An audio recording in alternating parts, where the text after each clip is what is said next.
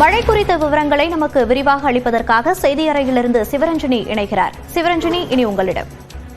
மோனிஷா, இன்றைய தினம் 6 மாவட்டங்களுக்கு ரெட் அலர்ட் என்பது விடுக்கப்பட்டிருந்தது. இந்த ஒரு சூழலில்தான் இரவு முழுவதும் கனமழையை பார்த்த நிலையில் பள்ளிகள் விடுமுறை தொடர்பான அறிவிப்புகளும் வெளியாகி வருகின்றன. தற்போது தனியார் வானிலை ஆய்வாளர் ஸ்ரீகாந்த் நம்மோடு இணைந்திருக்கிறார். அவரிடையே பேசலாம். ஸ்ரீகாந்த், தற்போது காரைக்கால் அருகே இந்த காற்றழுத்த தாழ்வு மண்டலம் என்பது கரையை கடக்கும் நாளை தினம் என்று கூறப்பட்டிருக்கிறது. இந்நிலையில் மழை எவ்வாறாக அமையும்? சிவரஞ்சனி, இந்த நன்கு காற்றழுத்த தாழ்வுனும் கிட்டத்தட்ட ஒரு 300 கிலோமீட்டர் நாகப்பட்டினத்துக்கு கிழக்குல இருக்கு. அது படிப்படியா வடமேற்கு திசையில நகர்ந்து நாளைக்கு மத்தியானம் நாளைக்கு மாலை வந்து கடலோர தமிழகம், அதாவது பாண்டிச்சேரி கிட்ட இருக்கக்கூடிய கடலோர தமிழகத்துல கடக்கக்கூடும். சோ இது வடமேற்கு திசையில நகர ஆரம்பிக்கும் போது நமக்கு மழையின் தாக்கம் அதிகரிக்கக்கூடும். சோ படிப்படியா இன்னிலிருந்து பாத்தீங்கன்னா அடுத்த 48 மணி நேரத்துக்கு மழையின் தாக்கம் படிப்படியா வலுப்பெறும். இன்று மாலை முதல் நமக்கு வந்து கிட்டத்தட்ட தொடர்ந்தே மழை எதிர்பார்க்கலாம். அதோட ஸ்பெல்லும் கொஞ்சம் ஹெவியாவும் படிப்படியாக ஆரம்பிச்சு. 6 மாவட்டங்களுக்கு ரெட் அலர்ட் விடுத்திருக்காங்க. குறிப்பா இப்ப சென்னையை பொறுத்த வரைக்கும் இரவு முழுவதும் மழை என்பது பெய்திருக்கிறது. இன்றைய தினம் சென்னையில மழை எவ்வாறாக இருக்கும்? முதல் பொழுது, அதாவது மத்தியானம் வரைக்கும் உங்களுக்கு வந்து இப்ப நேற்று நைட்டு பெஞ்ச மாதிரி தான் இருக்கும். அதாவது விட்டு விட்டு பெஞ்சிட்டு இருக்கும். சில சமயத்துல கொஞ்சம் ஹெவியா இருக்கும் ரெயின்ஸ். மாலைக்கு அப்புறம் வந்து நமக்கு தொடர்ந்து மழையை பார்க்கலாம். ஓரளவுக்கு மழையின் தாக்கமும் கொஞ்சம் வலுவா தான் இருக்கும். அதுக்கப்புறம் இன்று மாலை முதல் நாளை மாலை வரை அதாவது கிட்டத்தட்ட ஒரு 24 மணி நேரம் நமக்கு வந்து சென்னையை பொறுத்த வரைக்கும் மிக பலத்த மழையை நம்ம எதிர்பார்க்கலாம். ஏன்னா சாதாரணமா பாத்தீங்கன்னா புயல் அல்லது ஒரு குறைந்த காற்றழுத்த தாழ்வு மண்டலம் எங்க கரையை கிடக்குதோ அதுக்கு வடக்கு பகுதியில தான் வந்து மழையின் தன்மை அதிகமா இருக்கும். அதே சமயம் இப்போ இந்த வடகிழக்கு பருவமழையை பொறுத்த வரைக்கும் எப்போதும் நாம இந்த நவம்பர் இறுதி, அதே மாதிரி டிசம்பர் தொடக்கத்துல தான் புயல், வெள்ளம் உள்ளிட்டவற்றை எல்லாம் சந்திக்க வேண்டிய ஒரு சூழல்ல இருக்கும்.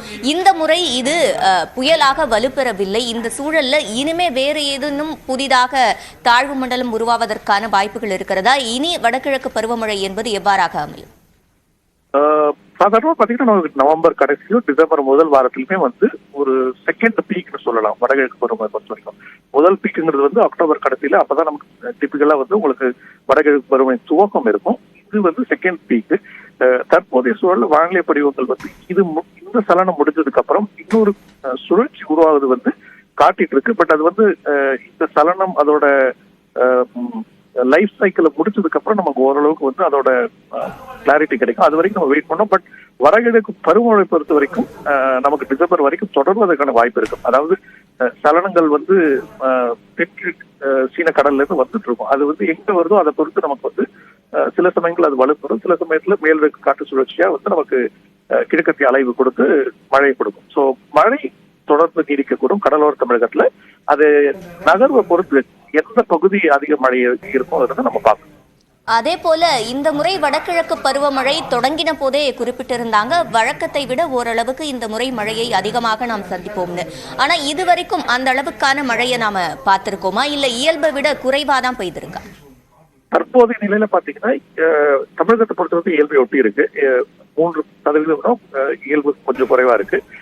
இந்த 2-3 நாட்கள் மழைக்கு அப்புறம் வந்து இயல்புக்கு அதிகமா தமிழகத்தின் மழை பதிவு போறதுக்கு வாய்ப்பு இருக்கு.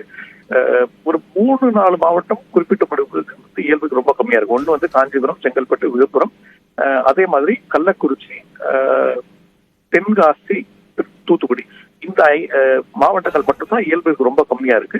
இதுல பெரும்பாலும் வட தமிழகத்தில் இருக்கக்கூடிய கள்ளக்குறிச்சி, விழுப்புரம், செங்கல்பட்டு, காஞ்சிபுரம் மாவட்டங்கள் இயல்பிற்கு அதிகமா போறதுக்கு அதிக வாய்ப்பு இருக்கு. இப்போ குறைந்த காற்றழுத்த தாழ்வு மண்டலம் காரணமா தென்காசி, தூத்துக்குடி, விருதுநகர் இந்த 3 மாவட்டம் வந்து மழை வந்து டிசம்பர் கடைசி வரைக்கும் பார்க்கறதுக்கு வாய்ப்பு இருக்கு. ஸோ அவங்களுக்கும் வந்து வரக்கூடிய நாட்கள்ல நல்ல மழையை எதிர்பார்க்கலாம். அதனால வந்து பெரும்பாலும் எல்லா மாவட்டங்களுமே இயல்பை ஒட்டியோ இல்லை இயல்பிற்கு அதிகமாக வந்து வடகிழக்கு பருவமழை இந்த ஆண்டு இருக்கிறது அதிக வாய்ப்பு இருக்கு. இப்போ இன்று மாலையில இருந்து நாளை மாலை வரைக்கும் அதிகமான மழை பொழிவு இருக்கும் அப்படின்னு தெரிவிச்சிருந்தீங்க.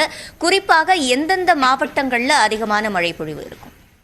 அதாவது பாத்தீங்கன்னா கடலோர தமிழகத்துல சிதம்பரத்திலிருந்து தெற்கு ஆந்திரா வரைக்கும், அதாவது ஸ்ரீஹரிகோட்டா வரைக்கும் இருக்கக்கூடிய கடலோர பகுதிகளில் எல்லா இடத்துலயுமே பெரும்பாலும் மழையை எதிர்பார்க்கலாம்.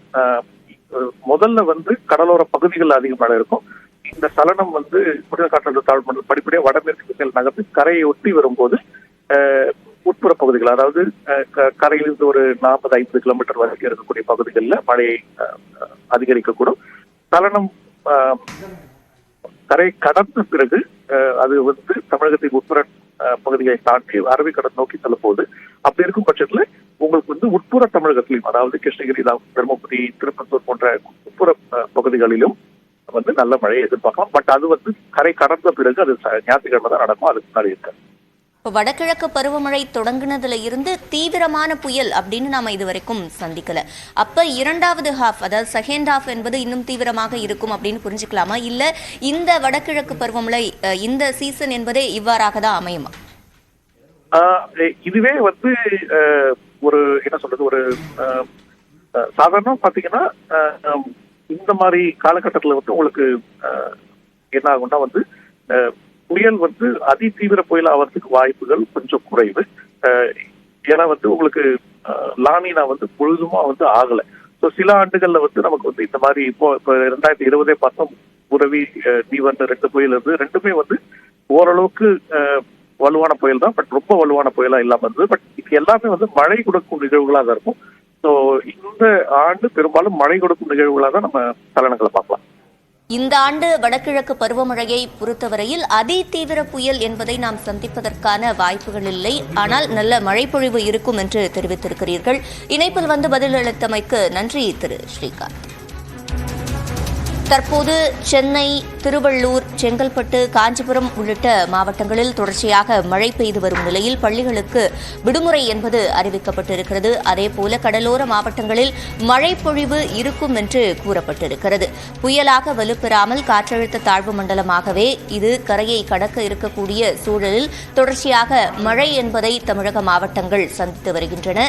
இன்று மாலை தொடங்கி நாளை மாலை வரை இந்த மழை பொழிவு என்பது தொடர்ச்சியாக இருக்கும் என்று தனியார் வானிலை ஆய்வாளர் ஸ்ரீகாந்த் தற்போது நம்மிடையே தெரிவித்திருக்கிறார்.